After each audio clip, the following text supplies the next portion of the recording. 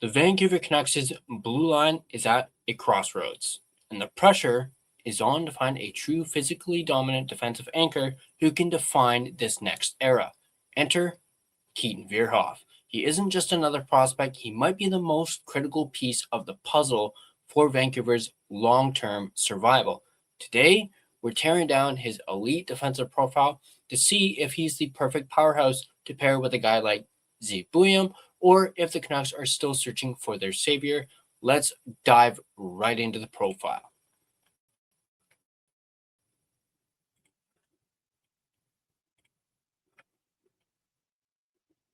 So here we go. Here's the profile. Let me just make this big for you guys so you guys can actually read. So Keaton Verhoeff, currently playing for the University of North Dakota in the NCAA. His date of birth is June 19th, 2008. He is from Fort Saskatchewan, Alberta, Canada. So good Canadian boy. 6'4", 212 pounds, a right shot defenseman. That is why I mentioned Zeev Buium, who is a left shot defenseman. I think they could be a really good, second pair. I know there's talk about Buium being a first pair with Hronek, but hey, if you wanted to pair a guy like Verhoeff with Buium, you could easily do that. Obviously, Hronek is that first pairing on the right side, but perhaps Verhoeff could eventually succeed Hronek in that area. As you met, obviously, he's a defenseman. This is, of course, the first year he's eligible for the NHL draft. And taking a look at the rankings, NHL Central Scouting has him ranked second amongst North American skaters. Peter Berrettini of the Hockey Writers has him ranked fifth. Andrew Forbes of the Hockey Writers has him ranked third. Jordan Orth, also of the Hockey Writers, has him ranked third as well. And you have Craig Button from TSN has him actually ranked sixth, which is the furthest away out of anyone who has projected where he's going to rank. That's like the lowest someone has ranked him. McKean's Hockey has him at third. Sam Costantino of Sportsnet has him ranked third. Jason McCullough, also of Sportsnet, has him ranked second. Smart Scouting has him ranked third. And of course, Draft Prospects Hockey has him ranked third. So you kind of get a bit of a pattern there. For the majority of these rankings, he is ranked third. Obviously, he's kind of taken a bit of a dip, as you can tell from Craig Button's ranking there.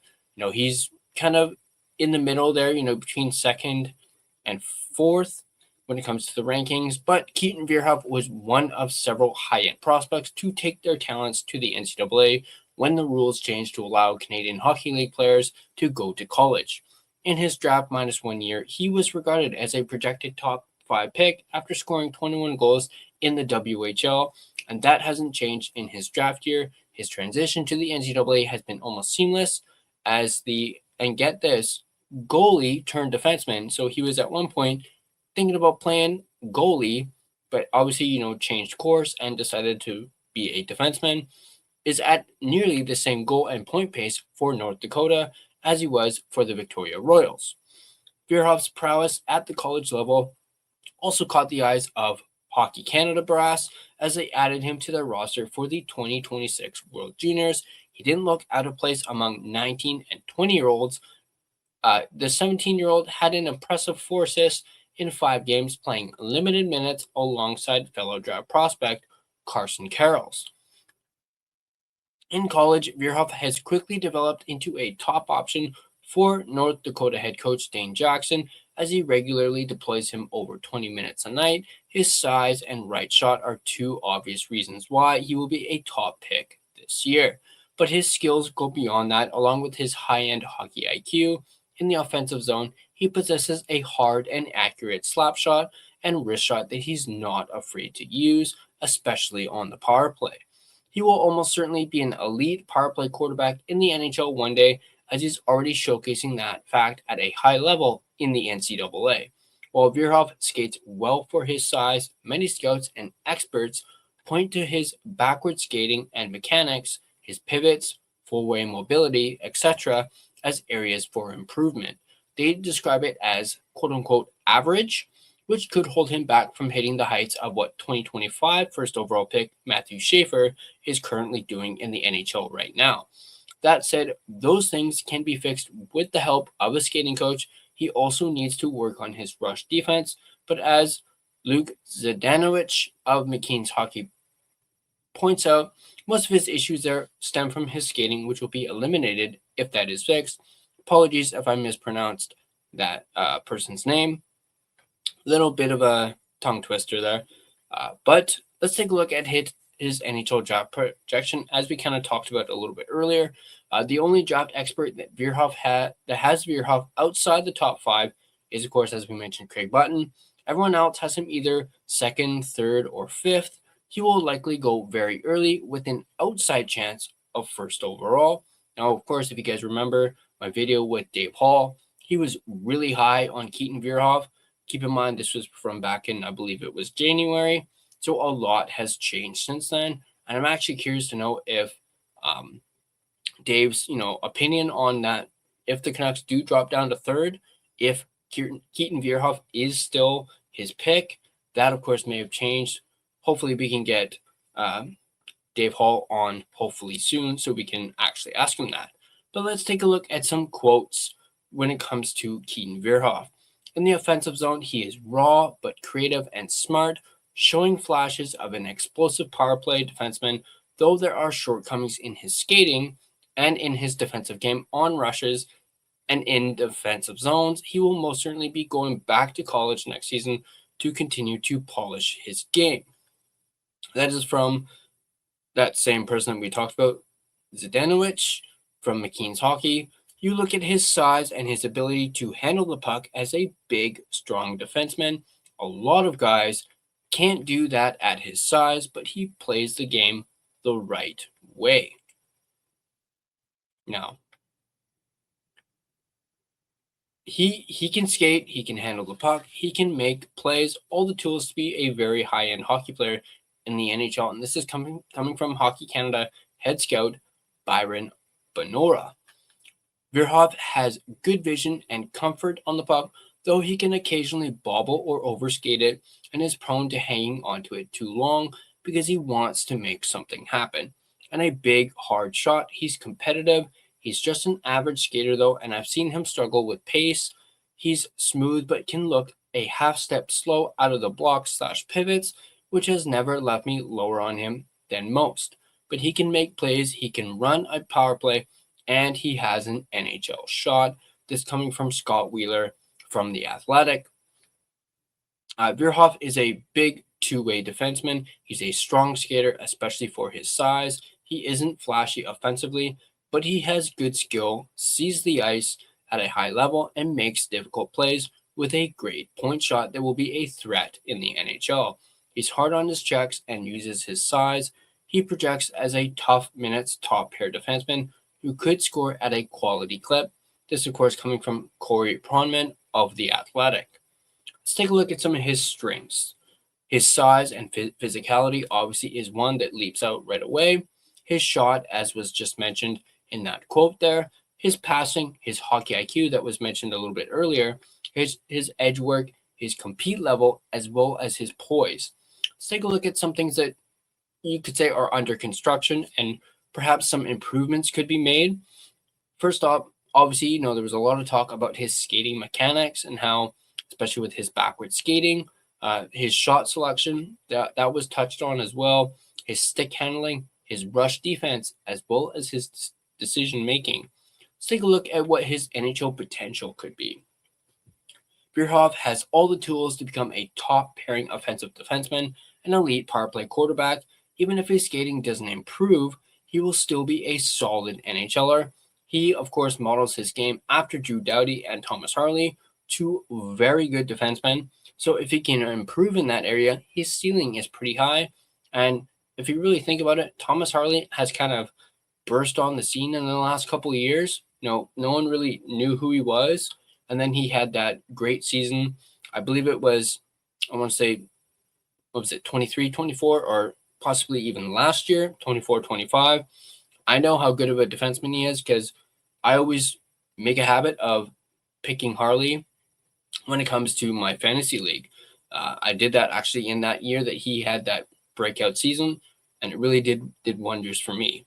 And obviously you see Drew Doughty as a veteran defenseman, So him modeling his game after Doughty, so perhaps he might, build some muscle up and be that Drew Doughty type of player. And perhaps you could basically take Drew Doughty and Thomas Harley, kind of merge them together, and then you get, I guess, Keaton Verhoeff.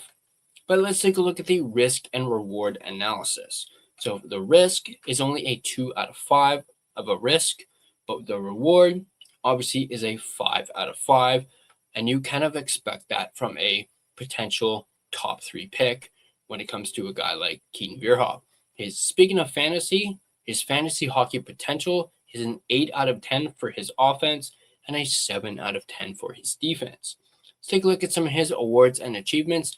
Not much here, but he was, of course, part of Team Canada at the 2026 World Juniors and did walk away with a bronze medal. He also won gold at the 2025 U18 World Championships and bronze at the Hlinka Gretzky Cup.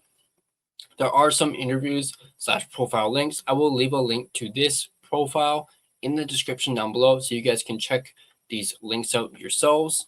Unfortunately, I cannot play them as I do not want to get copyrighted. But let's take a look at some of his stats right here, starting with 21-22. Of course, for the Fort Saskatchewan Rangers of the U15 AAA, he had 37 points in 34 games. In that, 16 penalty minutes, 13 goals, 24 assists. So pretty good, 37 points in 34 games, over a point per game there. And you have in 22-23 with the HA Kelowna U15 prep. So this was him as a 15-year-old. For the CSSHL U15 team, he had 46 points in 27 games, which is quite extraordinary for a 15-year-old. 33 assists, 13 goals, 12 penalty in minutes in that one. But for the U16 prep, as a 16-year-old, he had 1 point in 2 games. So he only played 2 games in that, but he still managed to get a point out of in those 2 games. For the U18 prep, as an 18-year-old, he only played in 1 game in that and did not collect a point. But in the U15 prep for the John Reed Memorial, he had 8 points in 5 games. Then for the Team Alberta in the Alberta Cup, he had 4 points in 5 games, a goal, and 3 assists. And then if you look at this one, from in 22-23 for the U15 prep in the U15 AAA, he had 87 points in 60 games for a defenseman, which is absolutely crazy. 27 goals and 60 assists. That is some like Cale Makar type of, Quinn Hughes type of stuff right there. Granted, it is, and keep in mind, this is him as a 15-year-old. Yeah, that is crazy. In 23-24 with the U18 prep team, he had 27 points in 22 games, 7 goals and 20 assists, and 12 penalty minutes there. And then for the Team Alberta in the WHL Cup, he had 3 points in 5 games, 2 penalty minutes. And of course, with the Victoria Royals, he only had a 12-game stint in his first technically season with the WHL. He had 2 points in 12. And then with the Kelowna U18 prep in the Circle K Classic, he had 3 points in 5 games. Then with the Canada U16, he had 3 points in 4 games. Then you had his first full season with the Victoria Royals in the WHL in 24-25, where he had 45 points in 63 games, 21 goals, and 24 assists. And with the Canada White U17, so as a 17-year-old, at the World Hockey Championships, he had 5 points in 5 games. And then, of course, the Canada U18 World Junior Championship, he had 5 points in 5 games as well. So identical from the year from his WHC 17.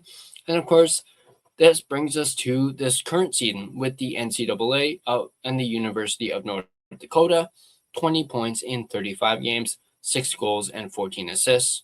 And of course, as we mentioned earlier with the Hlinka Gretzky Cup, 4 points in 5 games.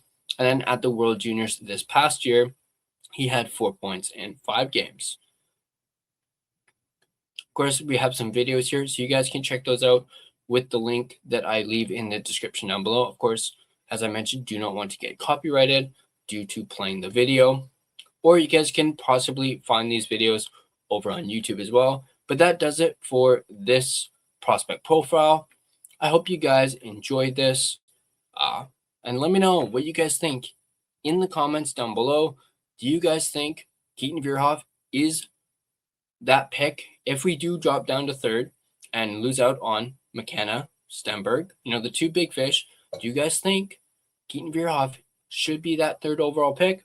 Let me know in the comment section down below who you guys want, or is there someone else? One of the defensemen you want? Is it a Chase Reed? Is it a Albert Smits, who we will be profiling hopefully? Actually, I should say we will be profiling soon. He is the last out of the top 5 hopefuls that we will be doing a prospect profile on. Or is it Carson Curls that we kind of mentioned, having been a teammate of Keaton Verhoeff? Once again, let me know in the comments down below. And let's take a look at the NHL betting odds for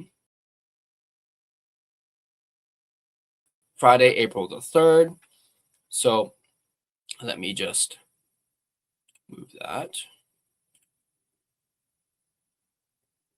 And boom. So we only have technically 2 games.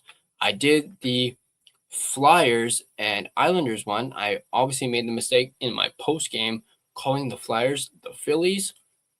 They're the Flyers. So let's check this out here right now. Let me actually increase this a little bit. Zoom in on this a little bit so you guys can see. There we go. So obviously we're going to take a look at the St. Louis Blues and the Anaheim Ducks. Obviously, as I mentioned, only 2 games on tap. We kind of already did the other one. So the St. Louis Blues are a plus 1.5 and a minus 218. On the puck line, on the over, they are a 6.5 and a plus 110. And then on the money line, they are a plus 120.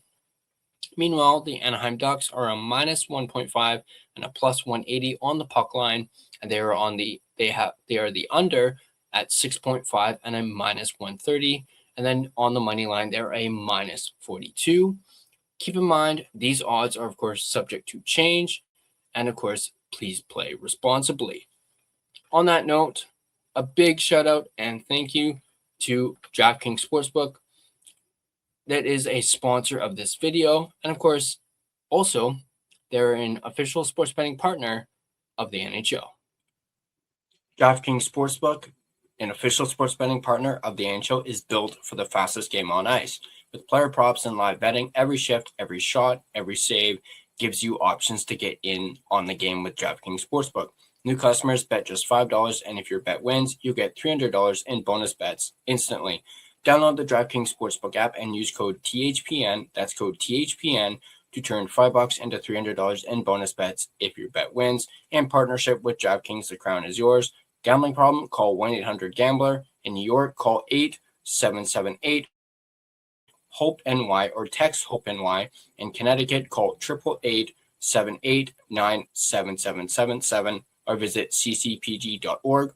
On behalf of Boot Hill Casino in Kansas, wager tax pass-through may apply in Illinois, 21 plus in most states. Void in Ontario, restrictions apply. Bet must win to receive bonus bets, which will expire in 7 days. Minimum odds required. For additional terms and responsible gaming resources, see dkng.co/audio. This is a limited time offer. Copyright 2026 NHL, all rights reserved. This video has been a presentation of both DraftKings Sportsbook as well as the Hockey Podcast Network. Be sure to check out the network for your favorite podcast covering your favorite team at thehockeypodcastnetwork.com, the home of hockey podcasts, where it's every team, everywhere. If you enjoyed this prospect profile, hit that like button and subscribe to the Line Change, and be sure to have your notifications turned on so you don't miss more in-depth analysis of not just your Vancouver Canucks, but also the 2026 NHL Draft. Thanks for watching, and once again, drop your comments down below. Thanks for tuning in, and I'll catch you guys on the next